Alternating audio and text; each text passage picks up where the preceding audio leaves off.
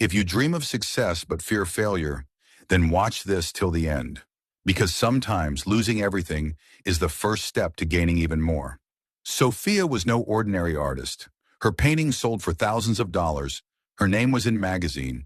From a struggling beginner to a rising star, she had it all: fame, fortune, and admiration. But what happens when the world that once applauded you suddenly turns its back?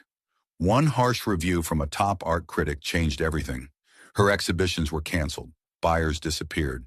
Sophia now stood alone in an empty gallery, staring at paintings no one wanted. Her inbox was filled with rejection emails. Her bank account? Empty. For the first time, Sophia questioned herself. Was I ever really talented? Or was I just lucky? Friends she once laughed with now whispered behind her back. No one returned her calls. She sat alone on a cold park bench, holding one of her unsold paintings, staring at it like a reflection of her broken dreams. But then one day she saw a struggling street artist trying to sell his work. He wasn't famous. He wasn't rich.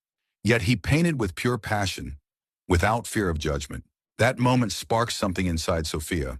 She picked up her brush, not for money, not for fame, but for herself. She started creating again, pouring her soul into every stroke. She shared her journey online, this time not as a perfect artist, but as someone who had fallen and was rising again. And people? They connected with her story. Her work was now more than just art. It was inspiration.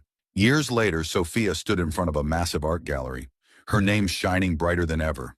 Not because of critics, not because of fame, but because she never gave up. Standing on stage, she looked at a room full of young artists and said, "Art is not about success or failure. It's about never stopping what you love.